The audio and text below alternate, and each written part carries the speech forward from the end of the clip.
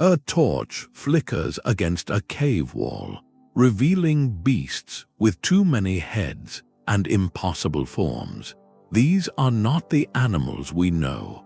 They are 30 mysterious cave paintings of unknown creatures, a gallery of ancient puzzles left by our ancestors.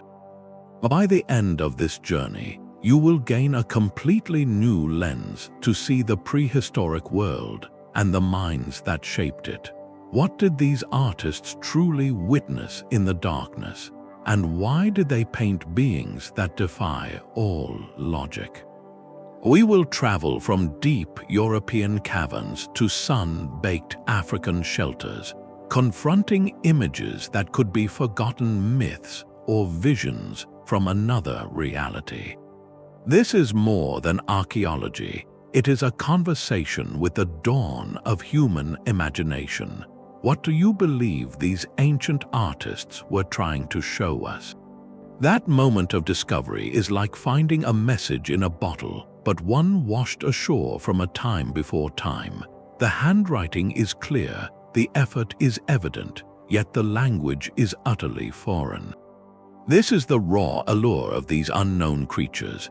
They are not just images on a wall. They are a direct line back to a Paleolithic artist who stood in that exact spot, torch in hand, driven by a need to record something profound. We feel their presence, but their purpose remains locked away, separated from us by an immense gulf of thousands of years. This gap is what pulls us in, a fundamental human drive to solve the puzzle, to decode the message from a distant shore. Renowned cave art specialist Dr. Jean Klotz offers a compelling key, suggesting many of these paintings were part of a shamanic vision.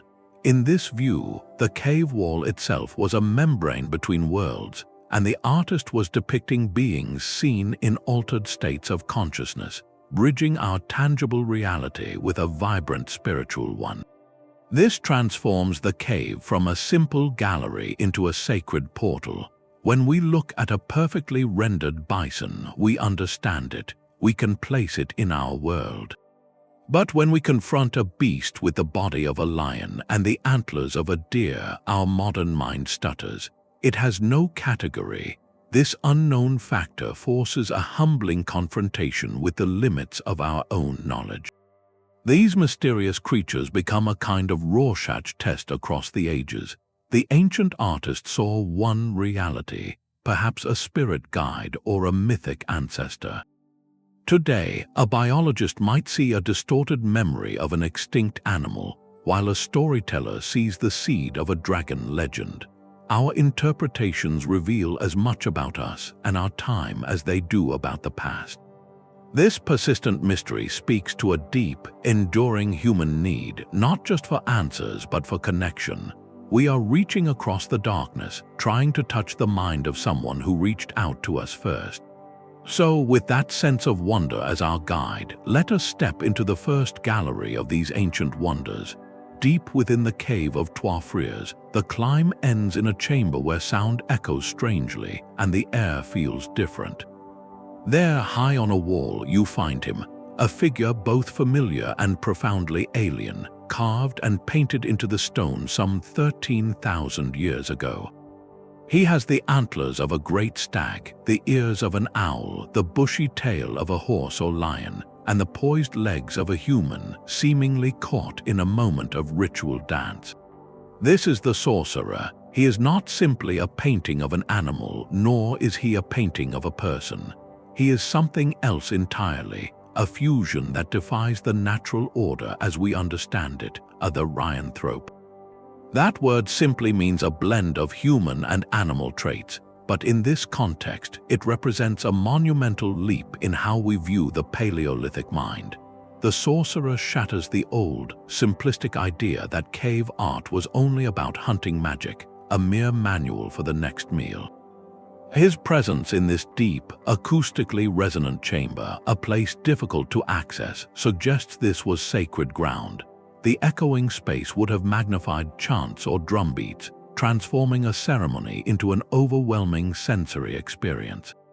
So what are we truly looking at? Archaeologists have long debated this. Some see a shaman, a spiritual specialist wearing a ritual costume of skins and antlers, channeling the power of the stag to communicate with the spirit world. Others propose a deity, a master of animals who governed the fate of the herds upon which the people depended. Perhaps it is a portrait of a visionary's experience, a direct drawing of a being encountered in an altered state of consciousness. The unknown element here is not just his bizarre form, but the profound intent behind it. Was this image meant to be a portrait, a spirit guide for the initiated, or even a protective warning for those who ventured too deep? The sorcerer does not offer answers. Instead, he acts as a gateway. He forces us to accept that the world of our ancestors was densely populated. It was not just a physical landscape of mammoths and bison, but a spiritual one, alive with hybrid beings, ancestors, and powerful forces that moved between forms. This single figure, gazing down with those penetrating owl eyes, tells us that the human imagination has always sought to transcend its own limits, to become more than itself. And if this is what they painted in France, what other forms of wonder were taking shape under a different sun? While the sorcerer stands as a powerful fusion of human and beast, a different kind of mystery slithers across the walls of a Spanish cave. To reach it, you must descend into the lower gallery of LaGama, a site so perfectly preserved by an ancient collapse that archaeologists call it a Paleolithic Pompeii. The floor remains exactly as it was left, scattered with tools and the ashes of old fires, frozen in a moment from over 14,000 years ago. Amidst beautifully clear paintings of horses and deer, there is an anomaly. Writhing across the stone is a long, sinuous figure, its body defined by a flowing line, and along its back a series of dramatic, curved horns. This is the horned serpent, and it looks like nothing that has ever walked or crawled on Earth. Zoology offers no direct counterpart for such an animal. It does not match any known snake, as no serpent bears horns. It is not a simple misrepresentation of a deer or an ibex. This was a deliberate creation, painted with clear intent and care. Its form is a shocking echo, a prehistoric blueprint for creatures that would haunt human stories for millennia to come. In its coiled posture and horned spine, we see the distant ancestor of dragons, of the lindworms of Norse myth, of the great serpentine beings that populate folklore across every continent. This painting suggests a staggering idea that the very concept of the mythical beast, the monstrous hybrid, was not born in the medieval mind or in ancient epics, but here, in the flickering dark of the Ice Age. So what primal idea did this horned form embody? Researchers analyzing the painting suggest the horns could symbolize raw power, an obvious and universal sign of strength and danger. Alternatively, they might represent multiple life stages of a single revered creature, or even a symbolic count of some kind. The unknown creature itself might be a composite of the most feared traits from the natural world, the silent, sudden strike of a snake combined with the formidable, charging threat of a bull. It represents a distillation of danger into a single, unforgettable form. This was not a painting of what was, but perhaps of what could be, a manifestation of deep-seated reverence or apprehension about the unknown forces of the world. The horned serpent forces us to consider that mythology did not begin with words, but with images. Long before the first epic poem was recited, people were already giving shape to their deepest fears and wonders, painting them on walls as a way to understand, or perhaps to appease, the unimaginable. If such beasts were born in these caves, what other forms of life, now lost to time, might have inspired them? The transition from the horned serpent's coiled power is a journey from pure myth into a scene of startling human drama. To find it, we must leave the lower gallery and enter the most sacred and secretive chamber of the famed Lascaux cave, a place known as the Shaft of the Dead Man. This is not a grand hall for communal gathering. It is a deep, narrow, almost hidden pit, accessible only by a rope or ladder, a place set profoundly apart. Here on its walls is painted a story that has haunted researchers for decades. The scene is stark and tense. A massive, powerful bison stands with its entrails spilling out, clearly wounded, its head lowered in a final, defiant charge.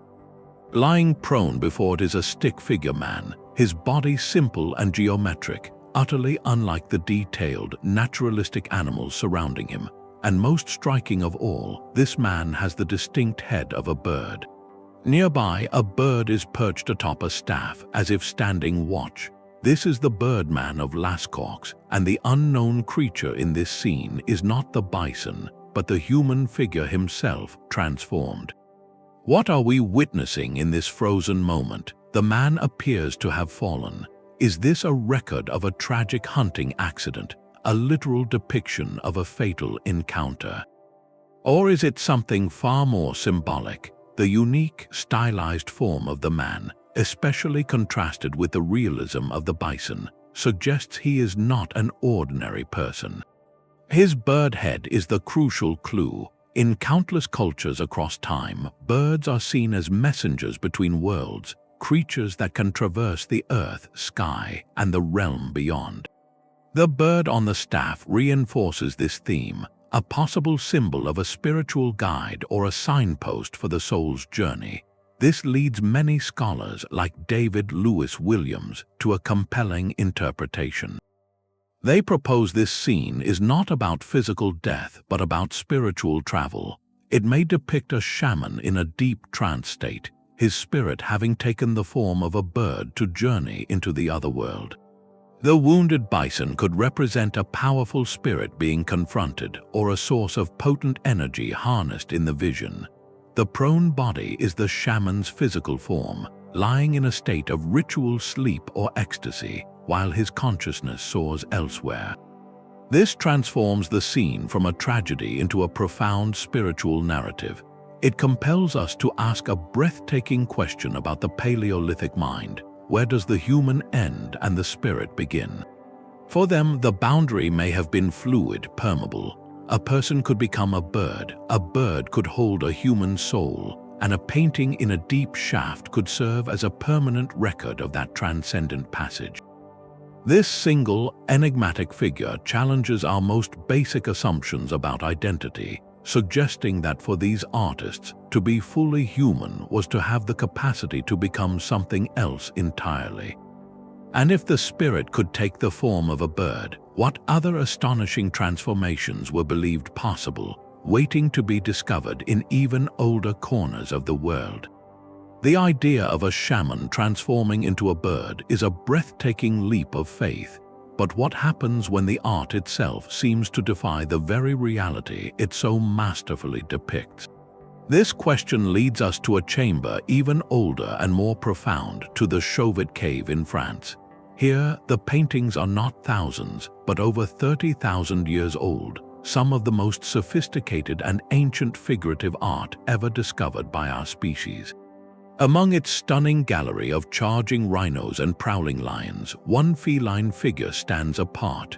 It is a powerful, majestic cat, drawn with the fluid, confident lines of a master observer. Yet its body is adorned with large, perfectly round spots. This is the spotted panther of Chauvet, and it presents a puzzle that has divided experts for decades. The problem is one of simple zoology. The known big cats of Ice Age Europe, like the cave lion, are believed to have been unspotted, likely sporting uniform coats. Modern leopards, which do have spots, possess complex rosettes, not these simple, bold circles. So what exactly did the artist see? One compelling theory suggests this could be a record of a now extinct animal, a genuine spotted lion whose existence has been lost to time, preserved only in this single, luminous portrait. The incredible accuracy of every other creature in Chauvet, from the woolly rhinoceros to the herd of horses, makes a simple mistake or wild invention seem unlikely. This artist was a peerless naturalist, yet they may also have been a visionary storyteller, Another school of thought proposes this cat exists in a liminal space between observation and symbolism. Perhaps the artist blended traits from different felines known through stories or rare encounters, creating an ideal or more potent form. The spots themselves could be symbolic, representing stars, a special status, or simply a way to emphasize the animal's power and vitality within the darkness of the cave. This unknown cat, therefore, is not a failed drawing. It is a sophisticated statement. It reminds us that the Paleolithic mind did not rigidly separate science from spirit or observation from meaning. They could render a bison with perfect anatomical truth, and in the very same breath conjure a spotted lion that served a deeper purpose, perhaps as a guardian spirit of the cave or an emblem of a specific clan. This creature lives in the beautiful, frustrating gap between what we can verify and what we can only wonder about, a phantom from a world we can scarcely comprehend. And if a master artist could so confidently paint a cat that should not exist, what other beings, born from a blend of memory and myth, await us in even more remote shelters? The confidence of the spotted lion gives way to a more unsettling vision, one where form itself seems to unravel. Deep in the cave of Pergauset, a lesser-known French site, the torchlight reveals not a single creature but a chaotic tangle of limbs and heads. From a central, indistinct body, multiple necks crane and twist, each ending in an animalistic head. Is it a cluster of separate beasts painted over one another, or a single, impossible entity? The overall impression is undeniable, a conglomeration of terror, a multi-headed monster staring back from the stone. This image feels like a direct ancestor to the mythic horrors that would haunt later civilizations, the three-headed Cerberus guarding the underworld or the regenerating heads of the Hydra. Its presence here, in a prehistoric sanctuary, tells us these archetypes of overwhelming danger are not Greek inventions, but human ones, rooted in the deepest layers of our shared psyche. So what does this ancient assembly of heads represent? In a world dependent on hunting, it could be a symbolic fusion of every predator's threat into one ultimate embodiment of fear, a creature that sees from all angles and strikes with the combined force of the wild. Alternatively, some researchers suggest it depicts a coalescence of different animal spirits, a moment where multiple powers merged into a single, volatile form during a shamanic vision. The painting's chaotic style itself offers a clue, pushing far beyond the clear, representational art of a bison or horse. It ventures into the surreal, capturing not a thing seen in the daylight world, but an experience of perception itself, perhaps one shaped by rhythm, chant, or the mind's own journey. This unknown beast challenges our very definition of ancient art. It proves that the capacity for abstract, terrifying invention, for visualizing the unimaginable, is not a modern development but a deeply ancient impulse. The artist at Pergauset did not merely record the world, they assembled a new one from its fragments, asking us to consider what profound pressure or profound vision could necessitate the creation of such a being. And if this is what the mind conjured in the caves of Europe, what forms emerged under the vast, open skies of another continent entirely? From the claustrophobic chaos of a European cave, we emerge into the vast, open light of the Namibian desert. Here, the canvas is not a deep cavern but the sun-baked granite walls of the Brandberg Massif, a mountain sacred to the Sand People for thousands of years. Among the countless depictions of graceful eland and human figures in motion, one image stands apart for its sheer otherworldliness.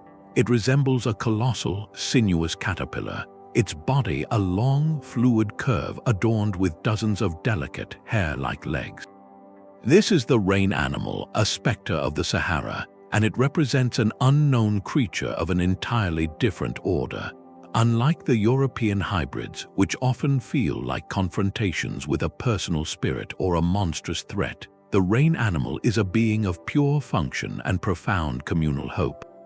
It is not a zoological puzzle but a conceptual one. The San, master observers of their harsh environment, understood the intricate connections within nature long before the term ecology existed.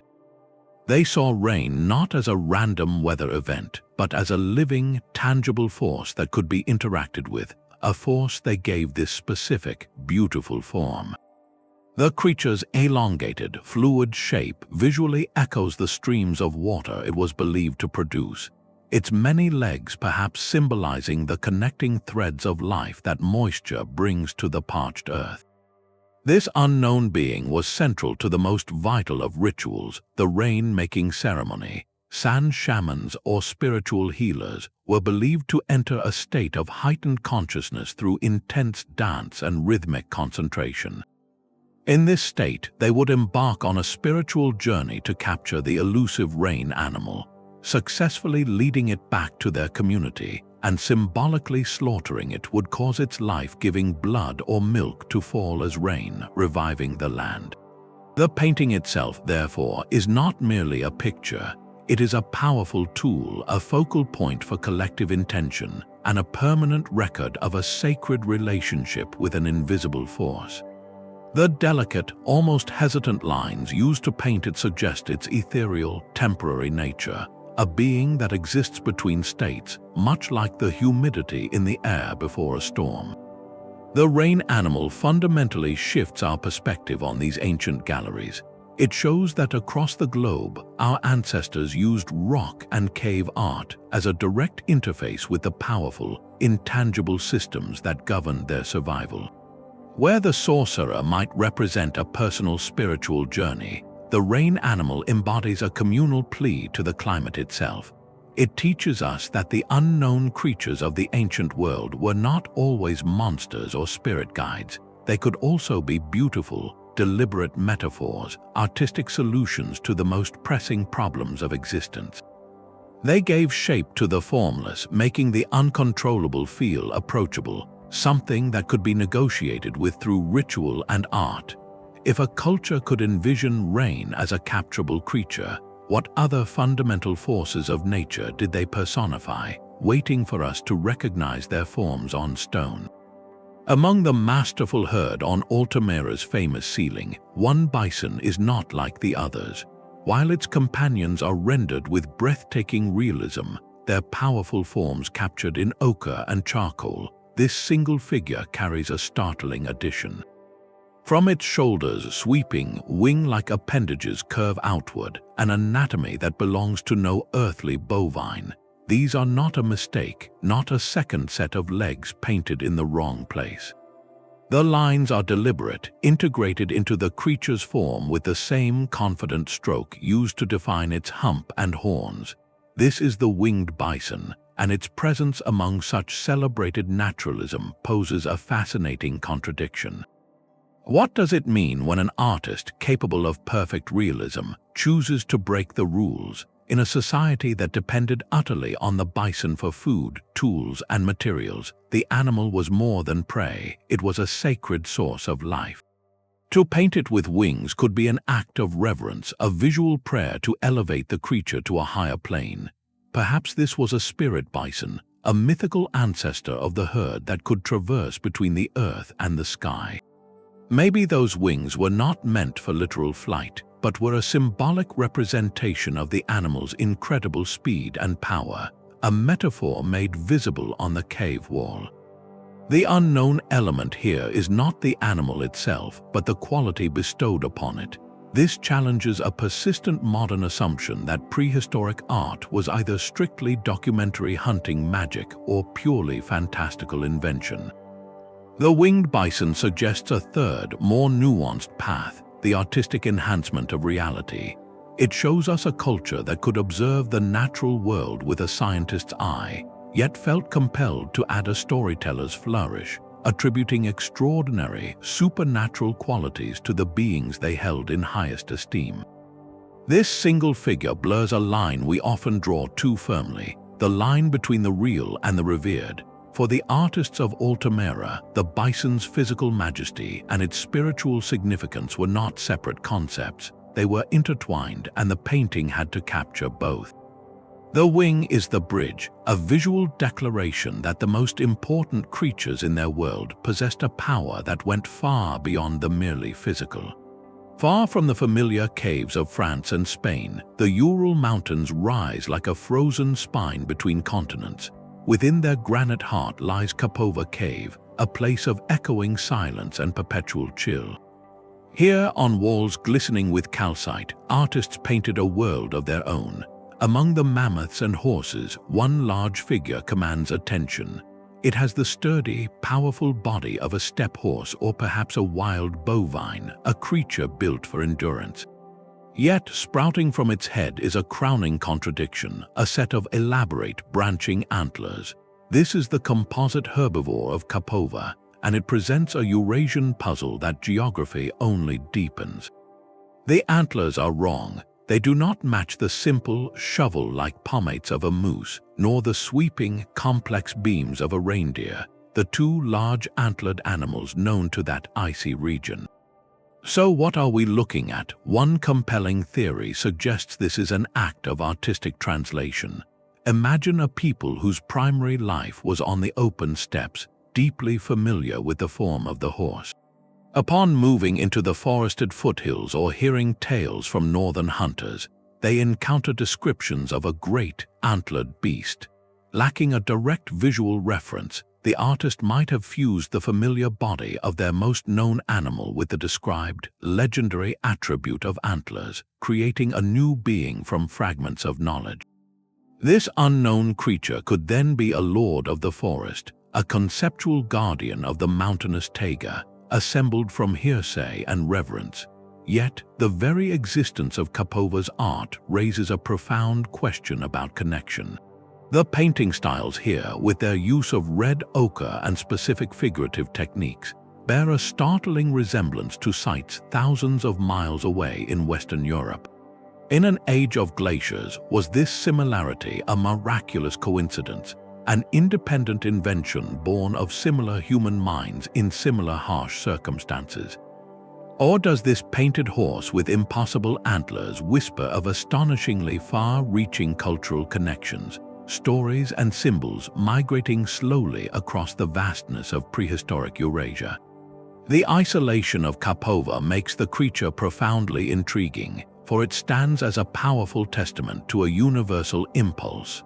Whether invented in solitude or adapted from distant tales, this painting confirms that the drive to depict the unknown, to blend the real with the conceptual, was not a cultural fluke of one region.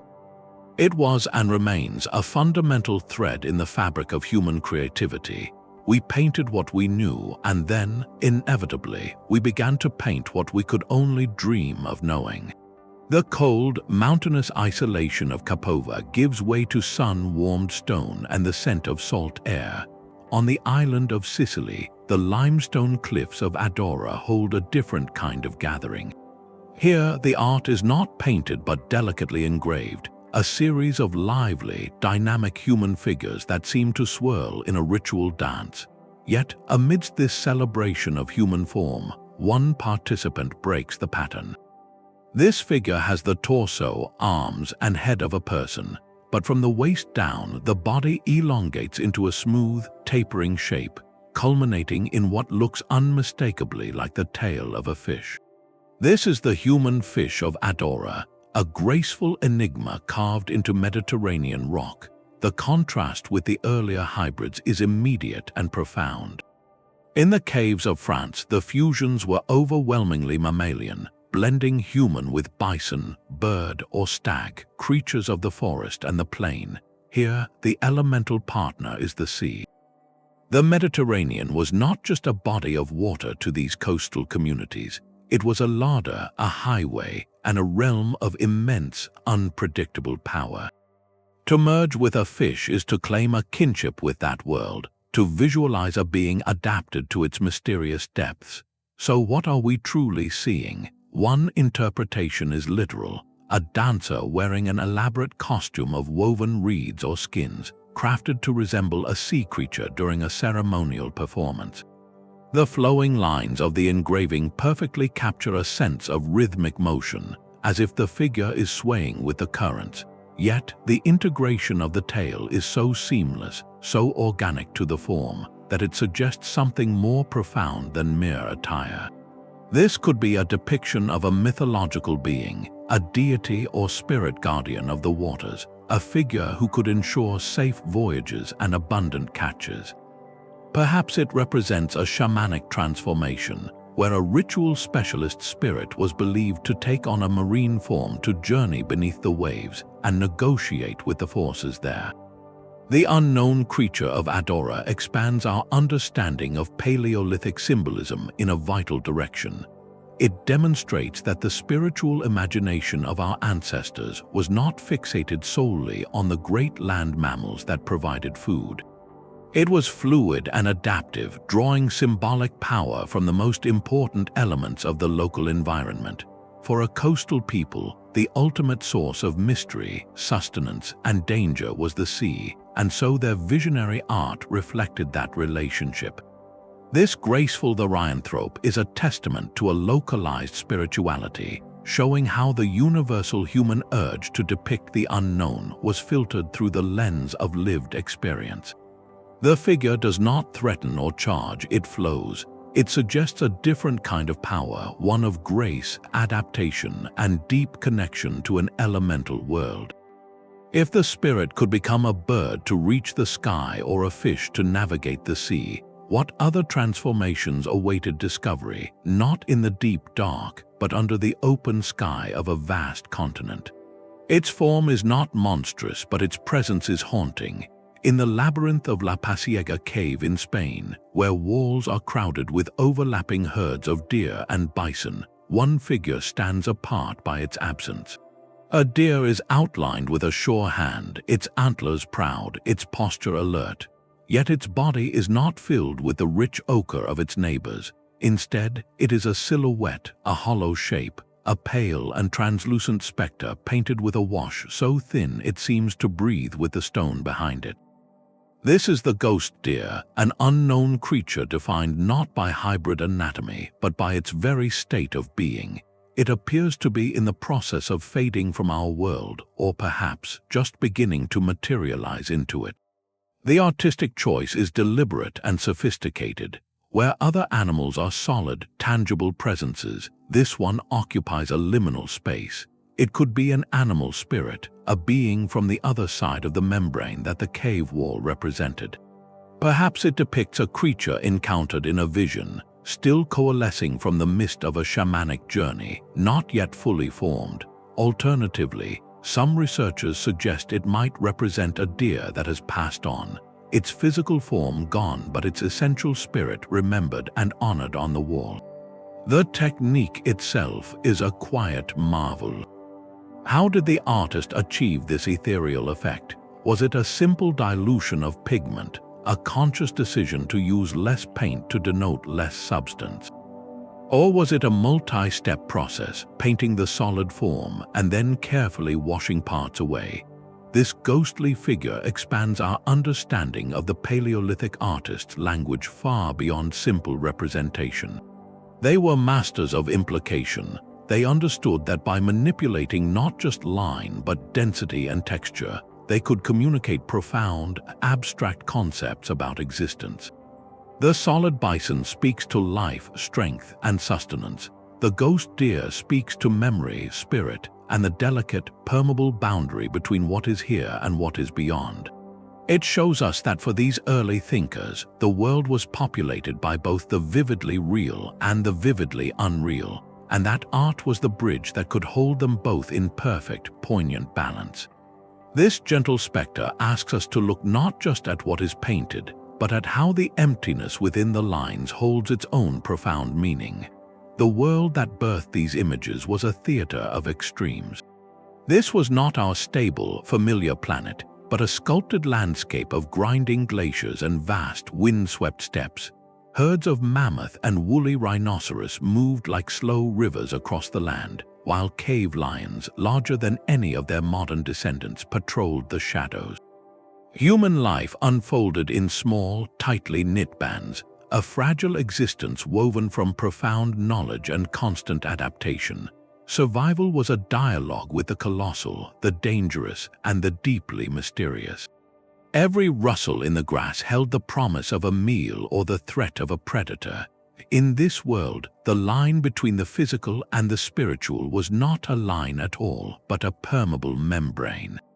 The unseen forces that governed the migration of herds, the changing of seasons, and the spark of life itself were as real as the ground beneath their feet. Caves, therefore, were far more than shelters. Entering their total darkness beyond the reach of the sun was to cross a threshold. The echoing chambers, the strange mineral formations, the absolute silence, these spaces felt inherently otherworldly. They were natural temples, likely used for ceremonies, visions, and initiations, places where the community could connect with the powers that shaped their fate. Now picture the artist within this sacred space. Their studio was not a sunlit room, but a cramped alcove deep within the earth, illuminated only by the flickering, greasy light of a stone lamp burning animal fat. The air was still and cool, thick with the smell of minerals and smoke. To paint here was not a casual act of decoration. It was a deliberate, arduous ritual. They ground minerals into powder, mixed them with water or animal fat, and then, by the fragile light of that single flame, brought forth visions from the stone. Every stroke was an act of concentration and intent, a collaboration between the human hand and the living rock. This context transforms how we see every one of these unknown creatures. They were not idle fantasies or simple mistakes. They were serious attempts at communication, born from a mindset that saw reality as multi-layered. An animal was both a physical being and a spiritual entity. A shaman in a trance, perhaps induced by rhythmic drumming, sensory deprivation, or natural substances, did not merely imagine a hybrid being. They might have genuinely perceived it, their consciousness navigating a spirit world populated by such forms. The paintings were anchors for these profound experiences, a way to bring a piece of that other reality back into the shared world of the band. So when we look at a horned serpent or a ghost deer, we are not looking at a prehistoric cartoon. We are looking at a fragment of a vast, coherent, and now lost cosmology. These images were pieces of a living philosophy, a map of a universe where everything was interconnected, where humans could transform, and where the unknown was not to be feared from a distance, but engaged with directly on the walls of a sacred cave. This foundational understanding prepares us for the next gallery of wonders, where the creatures become even more abstract, pointing not just to spirits or visions, but to the very architecture of the mind itself. Deep in the engraved gallery of Les Comberells, where hundreds of animals flow across the stone in a silent procession, one figure brings the procession to a halt. It is a powerful, heavy-set creature, perhaps a bear or a large wild bull, etched with the same confident lines as its neighbors, yet its body is not marked with fur or muscle, but with a precise, unnerving grid. A geometric net of straight lines covers its form, a cage of pure pattern imposed upon the living beast. This is the grid-backed monster, and it presents a mystery that is less about biology and more about the very nature of perception itself. What does this overlay mean? One immediate interpretation is literal, an animal caught in a snare or trap, a depiction of a hunting technology. Yet the grid is too perfect, too all-encompassing, seeming to emerge from within the animal rather than being laid upon it from outside.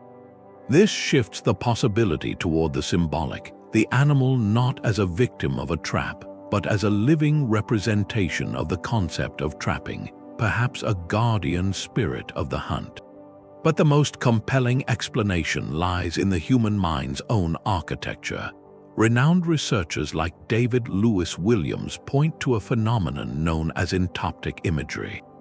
These are geometric shapes, grids, zigzags, dots, and spirals that are generated by the human visual system itself, often seen in states of altered consciousness, during migraines, or in the early stages of a trance.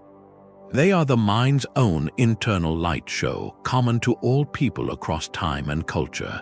the unknown creature of Les Comberells may be a breathtaking fusion, a moment where an artist, deep in a visionary state, perceived these internal, pulsing grids superimposing themselves onto the powerful animal forms of their spiritual landscape.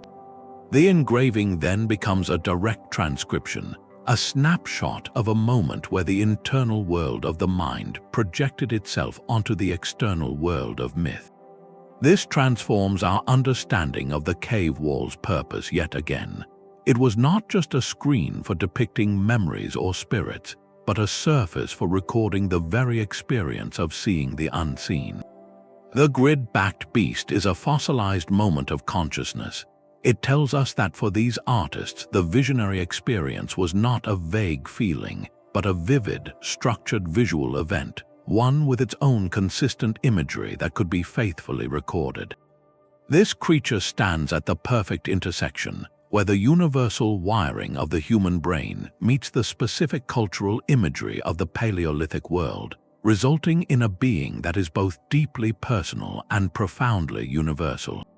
The grid-backed monster reveals a mind projecting its own geometry onto the spirit world, but in the blistering heart of the Sahara, an entire landscape became the canvas for a different kind of memory. At Tassili in Algeria, the art is not hidden in caves but sprawled across colossal rock shelters under an open sky, a vast gallery painted and engraved over millennia. Here, among elephants, crocodiles, and herds of cattle, one figure consistently draws the eye with its impossible silhouette. It is an animal of extraordinary grace, with legs like slender pillars and a neck that stretches toward the sky in an elegant, sweeping arc that defies simple realism. Often called the giraffe of Tassili, this creature is something more. Its neck is too elongated, its proportions pushed into the realm of the magnificent and the mythic. This unknown being is not lurking in a dark chamber. It is striding across a sun-bleached cliff face, frequently placed in direct relation to human figures who seem to be interacting with it, perhaps in a ceremonial dance or a scene of ritual homage. So what are we truly witnessing? The Sahara was not always a desert. Between roughly 8,000 and 4,000 years ago, it was a rolling savanna, a green mosaic of lakes and grasslands, a world that truly hosted giraffes. The most straightforward interpretation is that this is a stylized memory of that real animal, painted by people who lived in that greener world. The exaggeration could be an artistic emphasis, a way to capture the essence of the giraffe's most breathtaking feature, its lofty height and otherworldly grace. But the persistent association with human ritual activity suggests a deeper layer. This was not just another animal in the landscape, it was a being of significance. Its great height, literally touching the lower branches of the trees, might have symbolically connected the earth with the sky, making it a living conduit between realms. Its peaceful herbivorous nature, combined with its formidable size, could have marked it as a symbol of benevolent power or a clan totem. The unknown element here is one of transformation through time. As the climate changed relentlessly, the Sahara dried, the lakes vanished, and the giraffes retreated south. For the generations that remained, clinging to the dwindling oases, the great long-necked beast would have become a story, then a legend. The paintings at Tassili may chronicle this very process. What began as a portrait from life could have evolved, over centuries of retelling and repainting, into a depiction of a mythical being from a lost golden age, a symbol of abundance and a world that had passed away.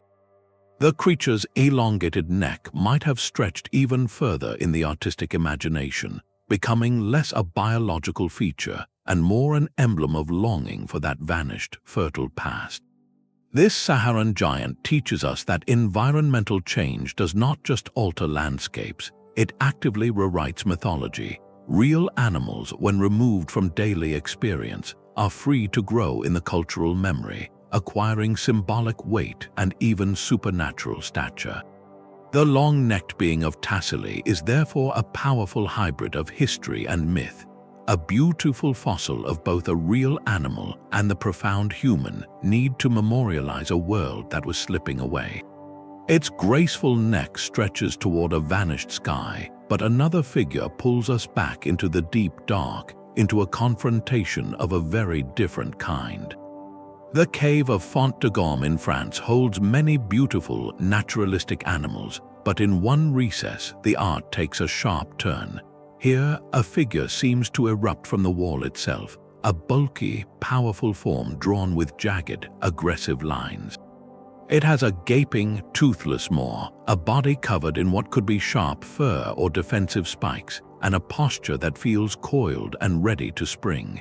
This is the so-called Demon of Font-de-Gaume, and it offers no easy answers. Unlike the sorcerer, who feels like a participant in a ritual, or the horned serpent, a symbol of distilled danger, this being radiates a raw, confrontational energy. It lacks any clear zoological features we can name, placing it firmly in the category of a pure monster. What force does this unknown creature embody? In a world where survival was precarious, it could be a personification of a destructive natural power, a sudden rockfall, a flash flood, or a deadly blizzard. Alternatively, it might represent a malevolent cave spirit, a guardian of the deepest, most forbidden chambers who punishes those who trespass. Perhaps most intriguingly, it could be a deliberate externalization of fear itself, giving tangible form to the community's collective anxieties so they could be faced directly on the stone canvas. This suggests a possible apotropaic function. That is a scholarly term for a simple, powerful idea, an object or image meant to ward off evil. By painting this terrifying presence at a threshold or in a specific chamber, the artists may have believed they could trap its influence there, using its own image to neutralize its power. This creature forces us to acknowledge a fuller spectrum of the prehistoric spiritual universe. It was not a realm of only benevolent guides and animal helpers. It contained perceived villains, chaotic forces, and entities of pure menace that needed to be managed. The act of depicting this demon, of carefully outlining its fearsome shape, might have been an ancient form of psychological technology. By fixing their fear on the wall, they could contain it, study it, and in a sense, master it through representation. This unknown being shows us that their art was not only for calling forth what they desired, but also for holding at bay what they dreaded. It completes a more complex picture of their cosmology, one that required both light and shadow to feel whole. The demon's jagged menace is left behind in the dark, replaced by a world of silent, weightless blue. To find the next gallery, you must descend not into a cave but into the sea. Off the coast of Marseille, 120 feet below the modern Mediterranean surface, lies the entrance to Cosca Cave. It is a place accessed only by divers, a submerged time capsule sealed by rising waters at the end of the last ice age. Inside, the walls are adorned with the familiar hand stencils, horses, and bison. But here, among these classic images, the artists painted the world they knew best. Peculiar figures glide across the stone, creatures with small, rounded heads and bodies that stretch into long, undulating ribbons, trailing behind them like streamers in a current. These are the ribbon-bodied creatures of Cosca, and they are a mystery born from the waves. At first glance, they resemble seals, a common sight for these coastal dwellers. Yet the elongation is extreme, pushing the form into the realm of the abstract. Are these simply highly stylized seals, a kind of artistic shorthand for an animal seen bobbing and twisting in the water? Or do they represent something more, perhaps imaginary sea serpents or spirit beings of the deep? The answer likely lies in the artist's profound intimacy with the marine environment. For the people of Cosca, the sea was not a distant horizon. It was their front yard, their primary source of food, and a realm of immense, fluid mystery. The iconography of a culture always reflects its landscape. Just as inland groups painted mammoths and lions, these coastal artists populated their sacred space with the inhabitants of their own world. The unknown quality of these creatures is not about a lack of knowledge, but about a deliberate artistic choice to capture an essence. The ribbon-like body perfectly visualizes the sleek, flowing motion of a marine mammal in its element. It conveys speed, grace, and the strange, weightless physics of the underwater world that a land-bound human could only observe from the surface. This abstraction might be an attempt to paint not just the animal's body, but its movement, its very nature as a being of the liquid depths. These paintings represent a breathtaking adaptability in Paleolithic art. They prove that the spiritual imagination was not a fixed set of symbols, but a flexible language. When people lived by the coast, their gods, spirits, and mythical beings took on aquatic forms. The unknown creatures of Cosca are therefore profound adaptations, artistic solutions to the challenge of representing the elusive, fluid life of the sea. They transformed the familiar seal into a sleek, elongated symbol, a creature that was both real and mythic, a resident of the tangible ocean and the mysterious spiritual currents that flowed beneath it. The fluid, ribbon-bodied creatures of a submerged cave give way to a different kind of abstraction, one painted not in the dark but under the vast, open sky of Patagonia. In Argentina's Cueva de los Monos, the Cave of the Hands, the walls are a chorus of human presence, covered in hundreds of stenciled palms in vibrant reds, whites, and blacks, a direct imprint of individuals who lived there thousands of years ago. Yet scattered among these signatures of the self are shapes that defy easy recognition. They resemble walking flowers or perhaps strange insects with a central stem and a burst of radiating lines that seem to flutter or pulse with a sense of motion. These are not animals. They bear no resemblance to a guanaco or a puma. They are pure form, an abstract enigma painted alongside the most personal of human marks. This presents a fascinating counterpoint to the animal-dominated galleries of Europe. Here, the unknown is not a hybrid beast or a visionary monster, but something that feels botanical or perhaps entomological, a celebration of a different part of the natural world. Could these be spiritual representations of plants with special significance, medicinal herbs or hallucinogenic flora revered for their properties? Might they depict intricate, large insects, their many legs simplified into a radiating pattern? Or do they step even further from literal representation, becoming purely symbolic shapes, a visual language for concepts that had no other form? Their placement is key. They share space with the hand stencils, which themselves are believed to be more than simple signatures, possibly marking rites of passage, identity, or a connection to the place.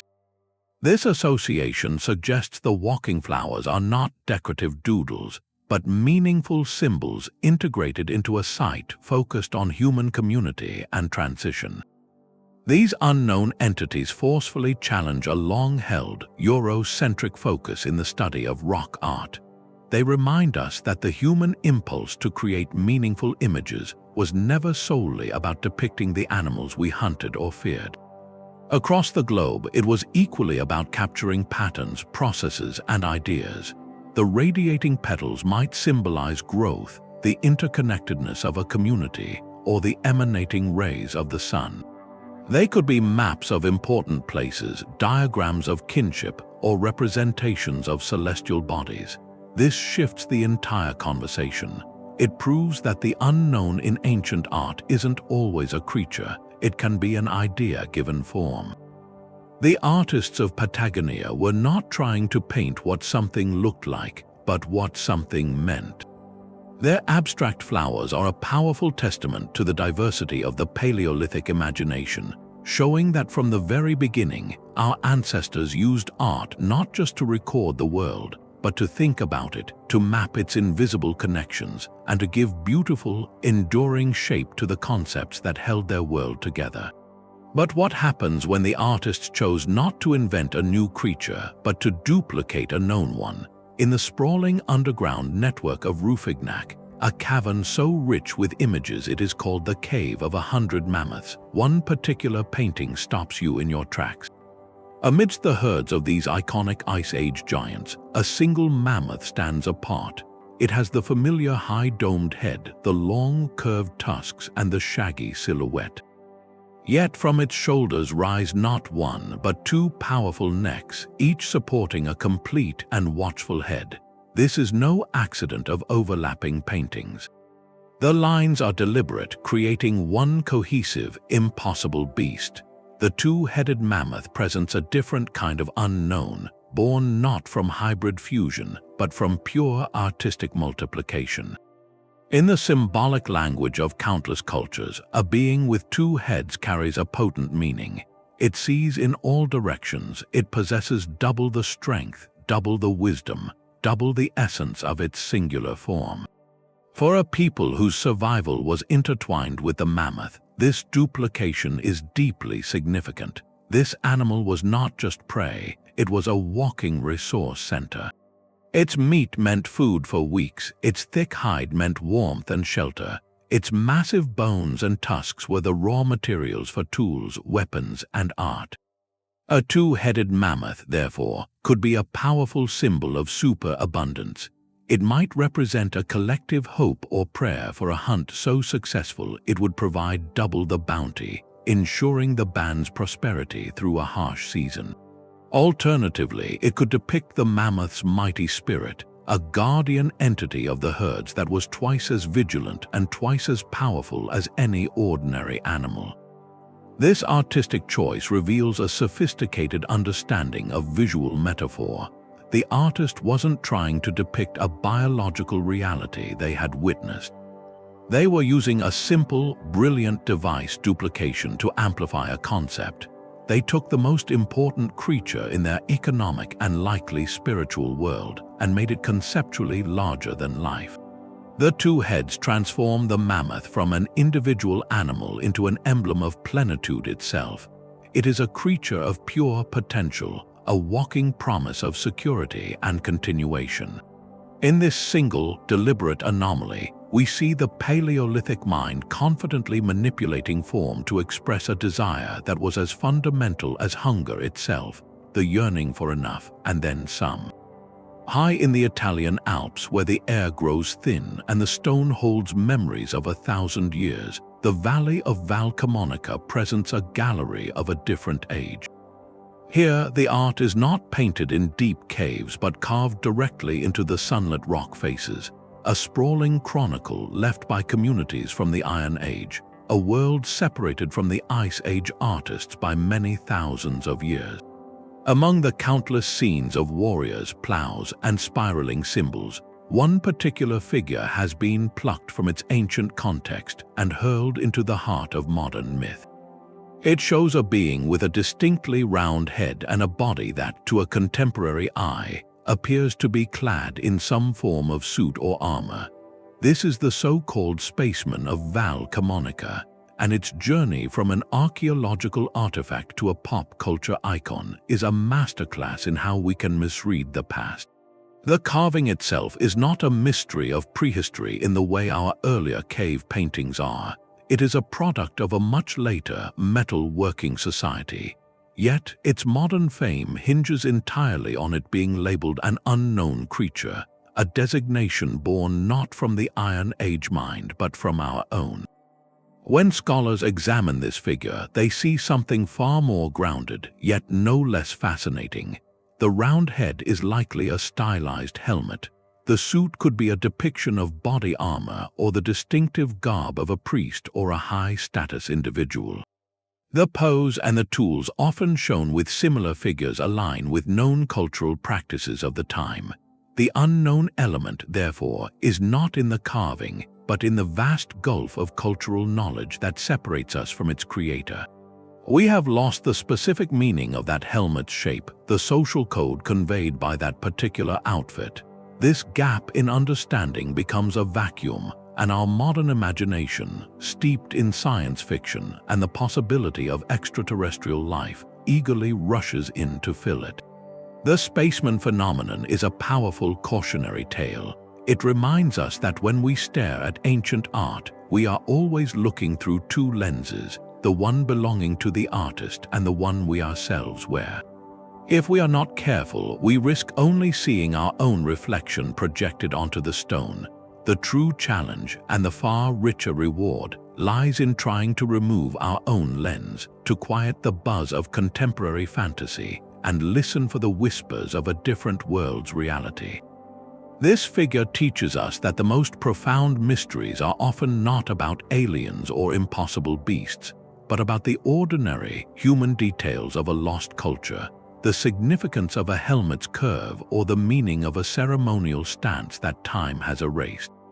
It calls us to be humble interpreters, to seek understanding within the framework of the people who lived and carved there, to find the extraordinary not in visitation from the stars, but in the intricate, earth-bound tapestry of their beliefs and daily lives. The Spaceman reminds us that our own world can obscure the past, but sometimes the past offers a scene so clear it becomes its own kind of riddle. In the cave of La Mouth, a flowing frieze of stags stretches across the wall. Each animal is rendered with perfect anatomical clarity, muscles tensed, necks extended proudly. Yet their legs are drawn up close to their bodies, not in a standing position, but in a posture of buoyancy and motion. They appear to be swimming. The artists captured the exact pose of a deer crossing a deep river, head held high to keep its muzzle above the waterline. But here, on this dry cave wall, there is no water painted at all. No wavy lines, no blue pigment, not a single hint of a riverbank. The stags are suspended in an empty space, performing an action without its defining element. This absence transforms the entire scene. Are we looking at a memory of a real migration across a physical river, so familiar to the community that painting the water was considered unnecessary? Or has the action itself become symbolic, the swimming now representing something else entirely?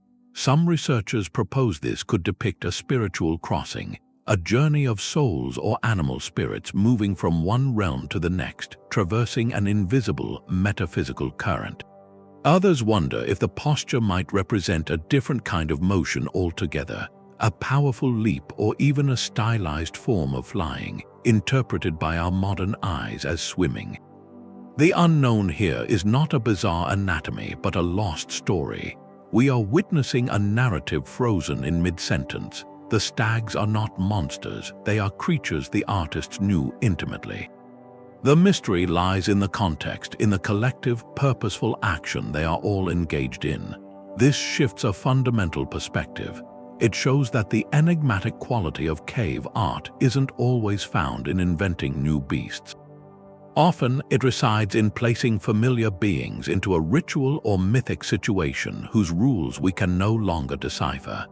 The swimming stags are participants in a ceremony we cannot see, following a script we cannot read. They are known animals immersed in an unknown drama, their graceful forms carrying a weight of meaning that has evaporated, leaving only this beautiful, haunting image of motion without a medium. The swimming stags move through an absent river, their action a silent story. Yet in the cave of Pechmerle, a different kind of marking tells a story of its own. Among its famous spotted horses, another powerful figure looms from the wall. It is likely an aurochs or a bison, a creature whose form would have been instantly recognizable to any hunter. But its body is not filled with the shaded muscle of a naturalistic portrait. Instead, it is completely covered from shoulder to flank in a dense, uniform field of carefully painted dots. This is the dot-covered beast, a familiar animal transformed into a constellation on stone. The technique itself is a deliberate and profound choice. Dots are one of the most common and ancient motifs in all of cave art, found across continents and millennia. Their meaning is fluid, a visual language that could speak of many things. To some researchers, they represent falling rain, a symbolic connection to life giving water and fertility. Others see them as markers of wounds, perhaps relating to hunting magic or a narrative of a successful encounter. Perhaps most compellingly, they are linked to entoptic phenomena, those geometric patterns generated by the human nervous system during altered states of consciousness, the mind's own internal visual static.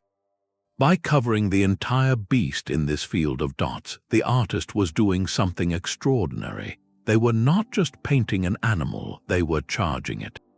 They were imbuing this powerful, physical creature with an invisible layer of significance. This might have been a rain bison, a spiritual entity believed to carry the promise of storms within its very form. Or it could represent an animal spirit encountered in a vision, its body shimmering with the dots that flooded the shaman's sight, a permanent record of a transcendent meeting.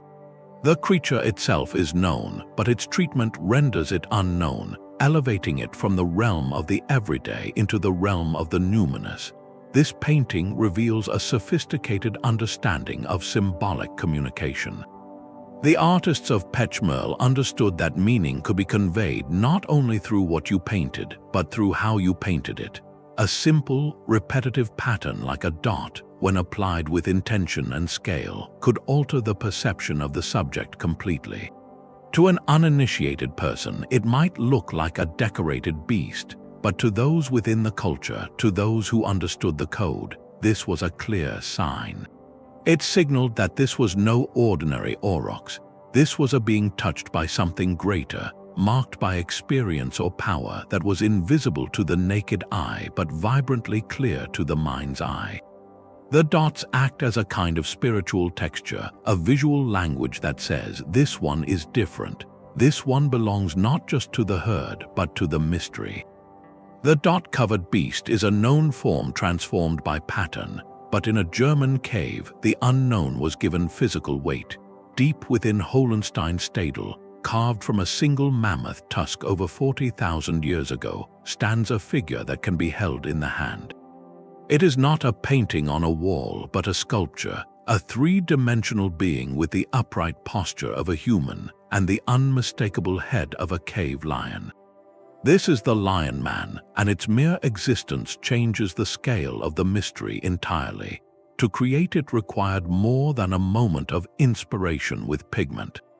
It demanded a sustained, monumental effort, someone patiently carving for days or even weeks, slowly revealing this hybrid form from the dense ivory. This was not casual art, it was an act of profound dedication. The Lion Man is the oldest known zoomorphic sculpture in the world, and it tells us that the concept of the therianthrope, the blending of human and animal, was not a fleeting idea or a local curiosity. It was a concept so deeply important, so central to a way of understanding the world, that it was worth this incredible investment of precious time and material. A mammoth tusk was a valuable resource, and to devote one entirely to this figure speaks volumes about its significance. So what role did it play? Its small size suggests it was a personal object, perhaps carried by a spiritual leader. It could have been a powerful clan totem, a physical embodiment of a group's identity and their connection to the lion's strength. It might have served as a talisman for rituals, a focal point for ceremonies where the boundary between human and beast was believed to dissolve. The fact that it was found in Central Europe, far from the painted caves of France and Spain, is equally telling. This means the spiritual imagination that produced hybrid beings was not confined to one region or one group. It was a widespread thread in the fabric of early human culture, a shared language of belief that spanned a continent. The Lion Man moves the conversation from the realm of image into the realm of object. It proves these unknown creatures were not just visions to be recorded and left behind on a wall. They were entities to be embodied, held, and kept close. They were likely active participants in a living belief system, central figures in stories and ceremonies that have long since faded into silence.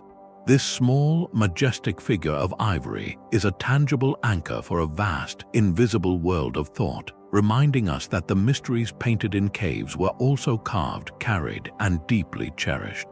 From the tangible weight of the Lion Man held in the hand, a broader picture finally comes into focus.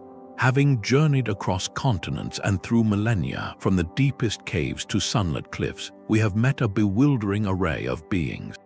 Yet now patterns begin to emerge from the chaos, revealing a shared language of the unknown. These 30 mysterious paintings are not a random collection of ancient oddities.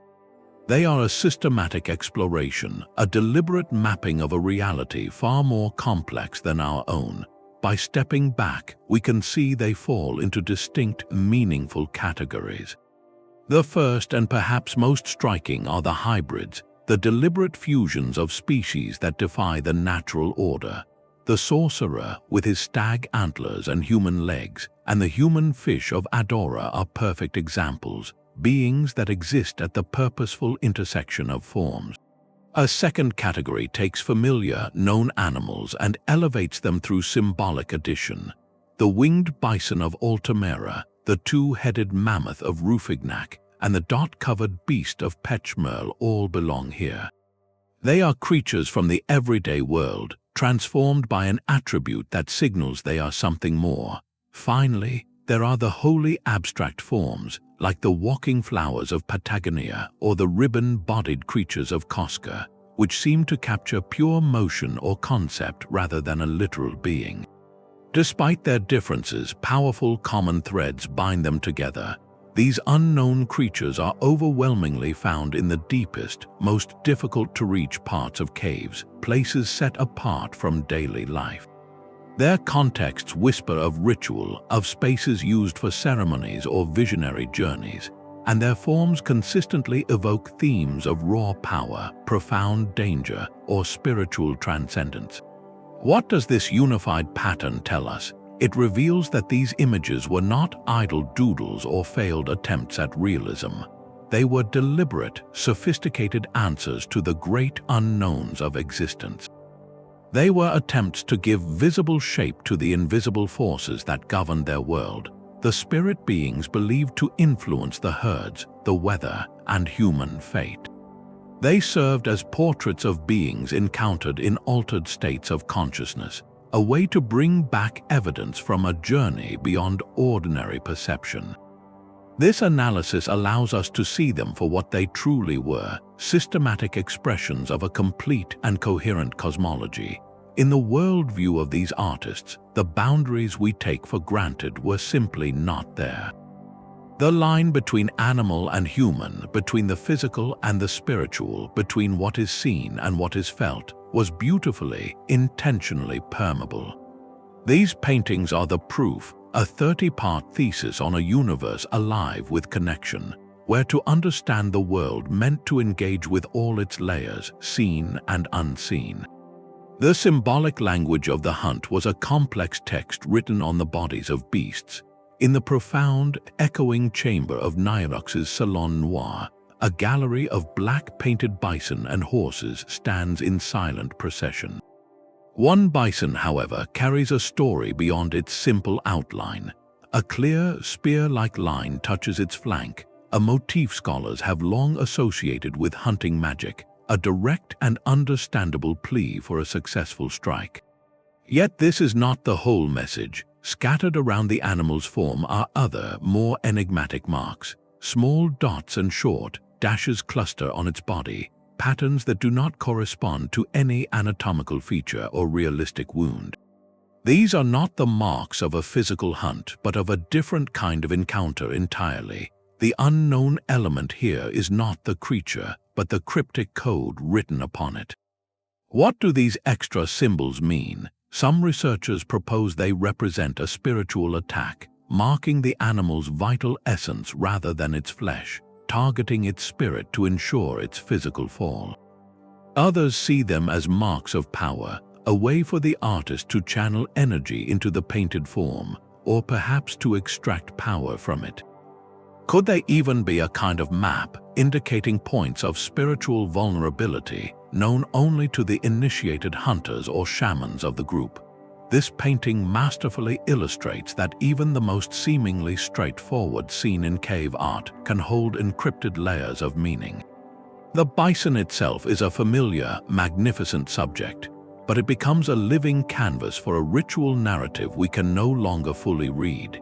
Each dot and dash is a word from a lost symbolic lexicon, a silent instruction or invocation that transformed the act of painting into a multi-layered ceremony.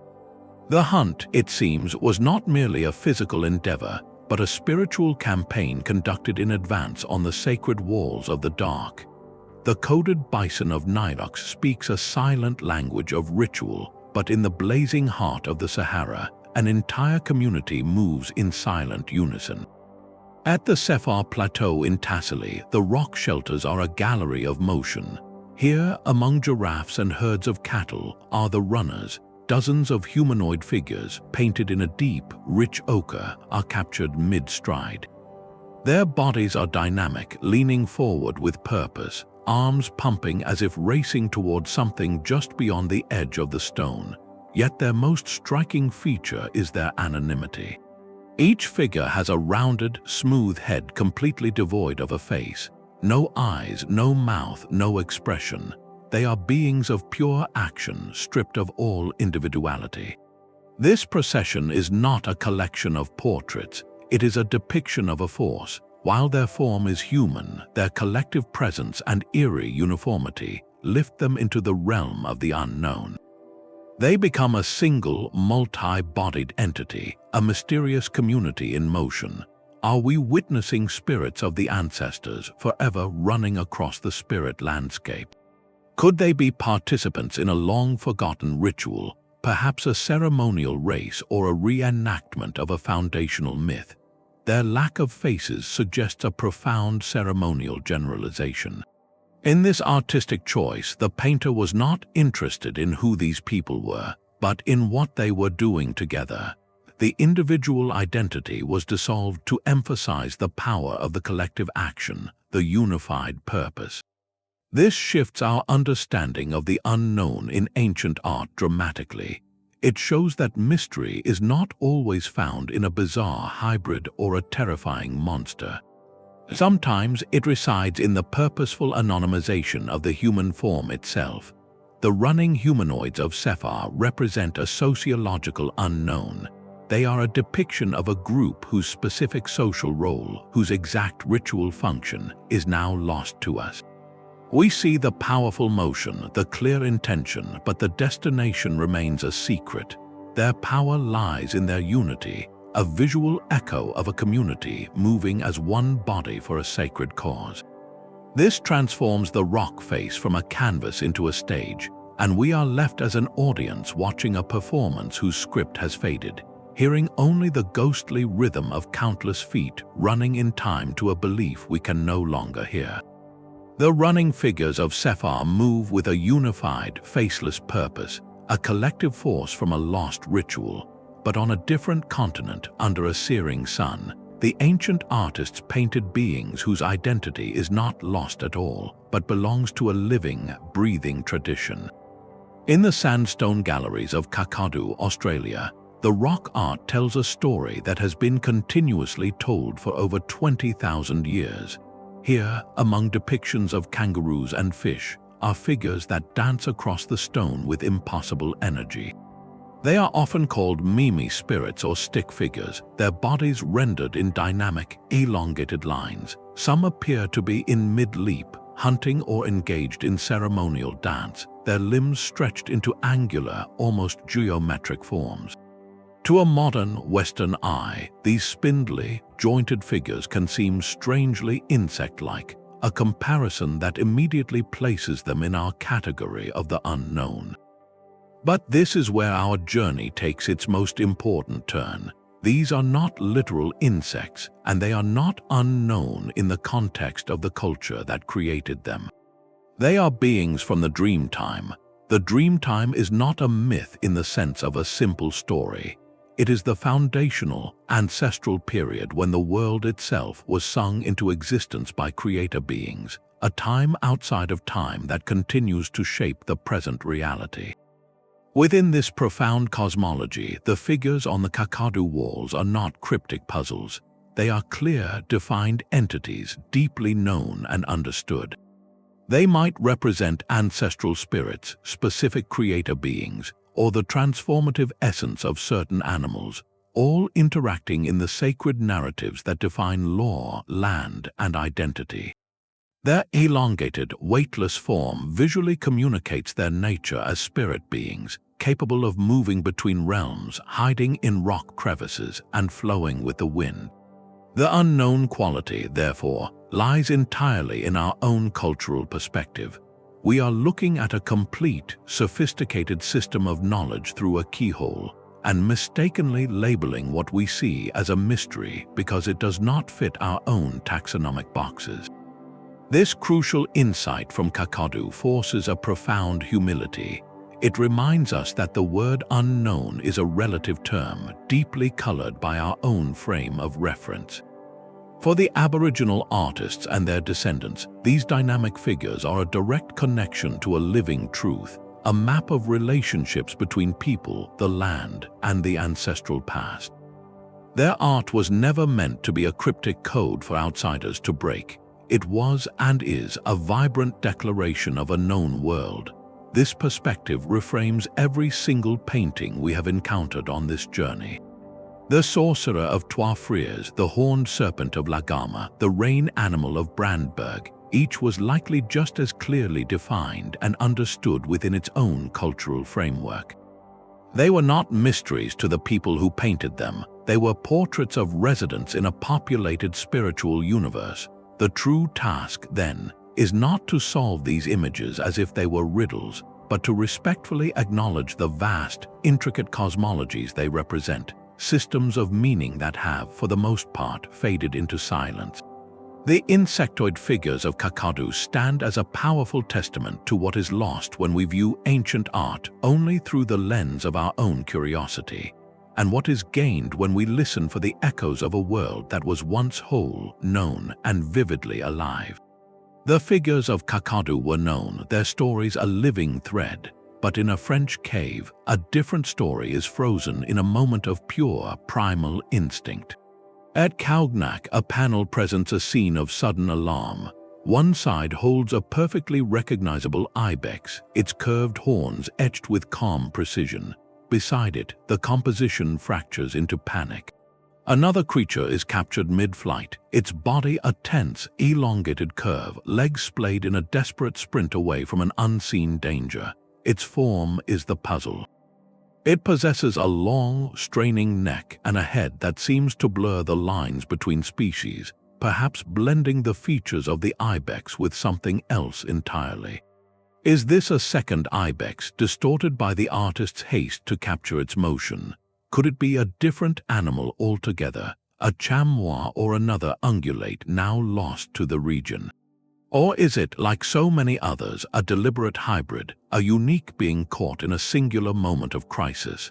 The unknown quality here is not just in its confused anatomy, but in its very state of being.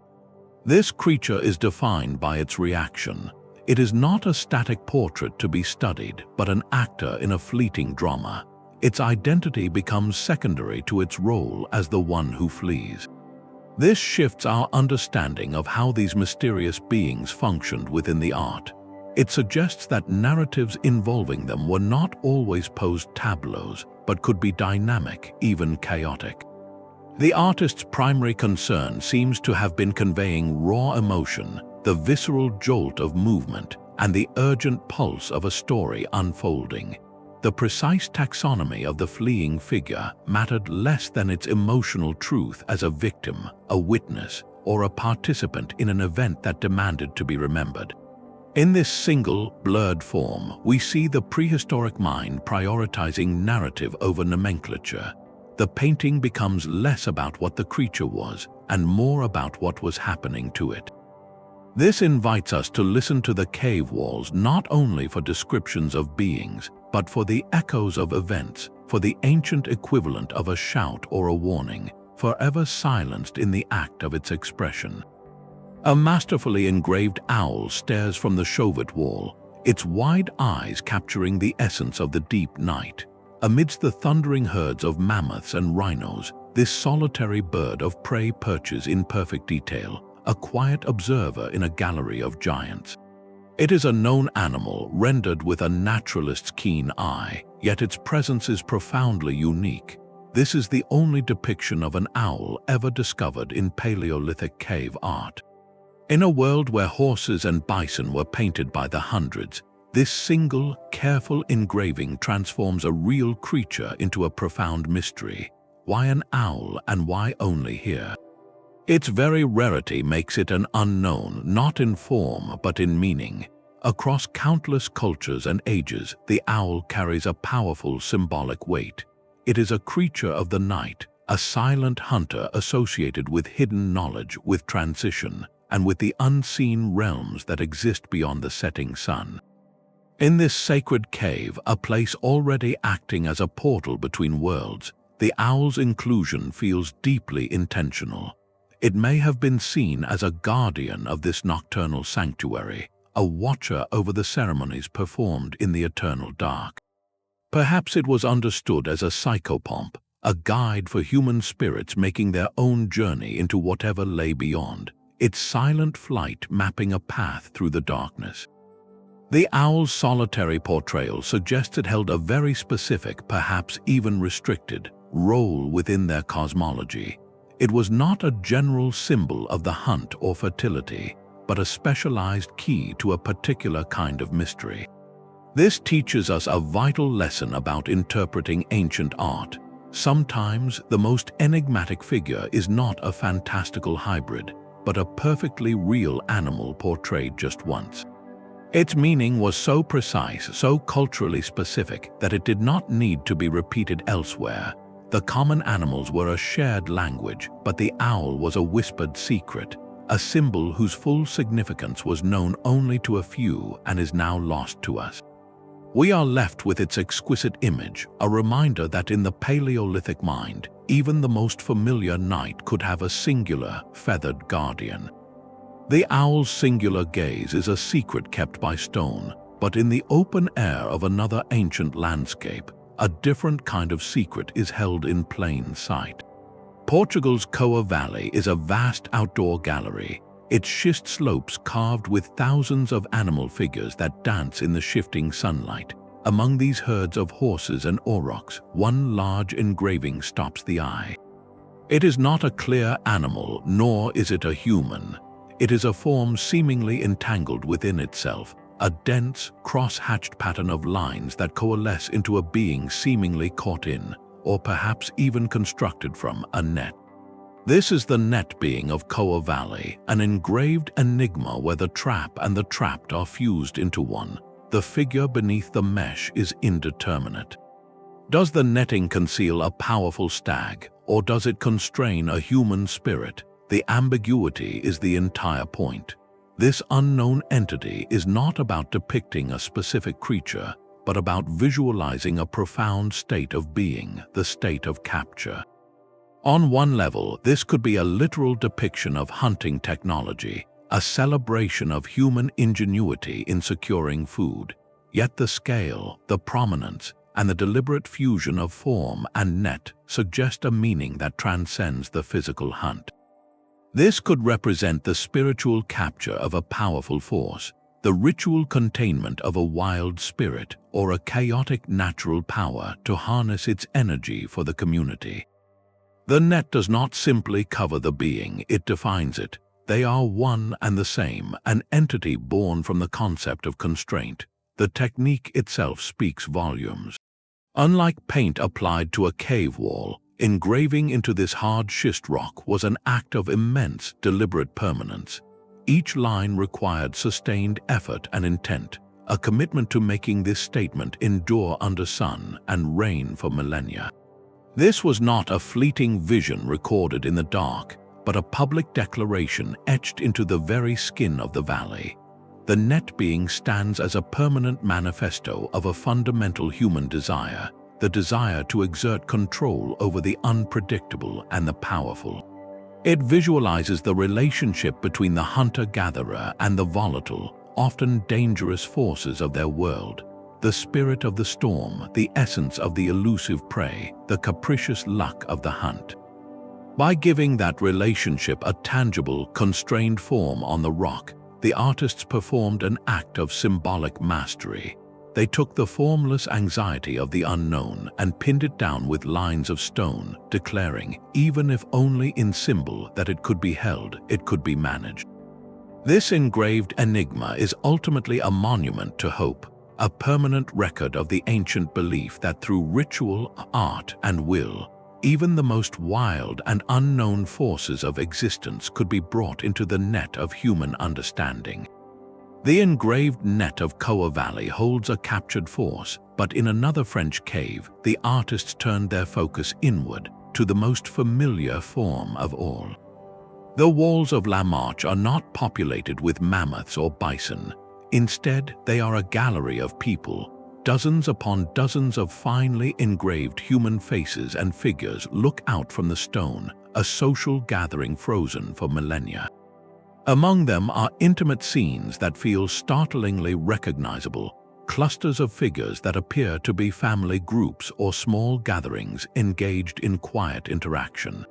Yet these are not the unknown creatures of horn and wing we have encountered before. They are us, and in their very familiarity lies a new kind of mystery. The artists of La Marche did not aim for naturalistic portraiture. These faces are stylized, simplified into essential lines, their expressions calm and uniform. They are not individuals as we understand them, but representations perhaps of ancestors, of clan lineages, or of social roles within the community. Their unknown quality is not biological, but social and ritual. Who do these figures collectively represent? Are we looking at a memorial to a specific lineage, a visual record of kinship ties that structured their society? Could they depict participants in a foundational myth, the original families from whom the people believed they descended? The very act of engraving so many human forms in a sacred cave space is profoundly significant. It declares that the human community itself, its structure and its stories, belonged within this otherworldly landscape. The cave was not just a place to paint the powerful animal spirits one hoped to hunt or appease. It was also a place to honor and connect with the human past, to etch the social fabric into the very bones of the earth. This expands our understanding of the symbolic world of cave art dramatically. It shows that the unknown could be deeply personal. The artists and their kin were not separate from the spiritual drama of the caves. They were central characters within it. By rendering their own kind in this stylized, ceremonial manner, they wove humanity into the tapestry of the sacred. These quiet family groups remind us that for our ancestors, identity was not just an individual matter, but a collective story, one they believed was important enough to engrave alongside the mammoths and the lions, ensuring their place not apart from the mystery, but as a living part of its enduring narrative. These 30 images are not a random gallery of oddities, but a deliberate, ancient conversation with the unseen. Having witnessed them, the pressing question remains, what were they truly? Modern researchers have woven several compelling theories from the threads of archaeology, anthropology, and psychology, each offering a lens to view this lost world. The first and perhaps most intuitive explanation is that these were spirit beings and deities. In a universe alive with consciousness, the animals, the weather, and the land itself possessed spirits. The rain animal of Brandberg is a perfect example, a tangible form given to an intangible, life-giving force. These paintings may be portraits of gods, ancestors, or nature spirits, entities with which the community could negotiate through ritual. A second, closely related theory points directly to shamanic visions. Scholars like David Lewis Williams propose that many of these images, especially the hybrids and geometric patterns, are direct records of experiences in altered states of consciousness. The grid-backed monster of Les Comberells, with its cage-like pattern, could be a fossilized moment where the mind's own internal imagery, known as entoptic patterns, superimposed itself onto a powerful animal spirit. The trance state, achieved through drumming, chanting, or sensory deprivation, was a doorway, and the cave wall became the canvas for the journey. A third possibility views them as mythological narratives, illustrations from stories told around fires for generations. The dramatic scene of the Bird Man at Lascaux, with its wounded bison and fallen figure, feels like a frozen frame from an epic tale. These paintings could have served as a visual anchor for oral histories, depicting legendary heroes, transformative events, or the exploits of primordial beings from the Dreamtime, ensuring the story was remembered exactly as it needed to be told. Others see them primarily as symbolic constructs. Here, the creature is less a being and more an idea given form. The two-headed mammoth of Rouffignac is likely not a biological record, but a symbol of superabundance. The dot-covered beast of Pechmerle might be an emblem of fertility or a specific clan's totem.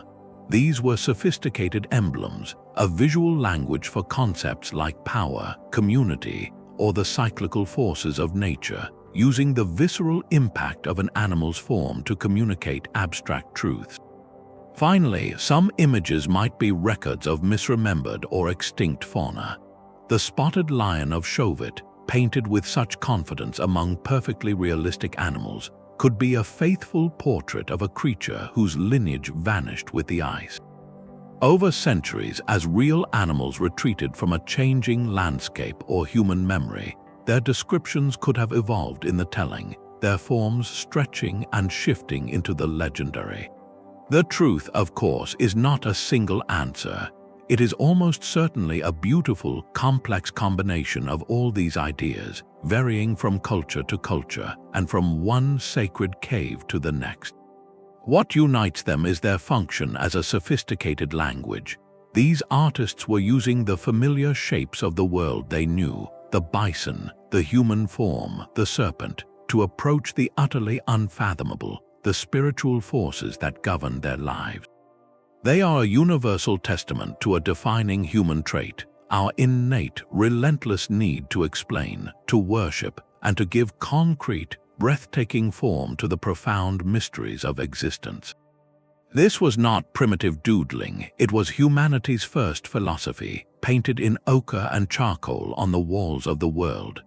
From the Sorcerer of Tuafriars to the Dreamtime beings of Kakadu, a single thread connects every image we have explored.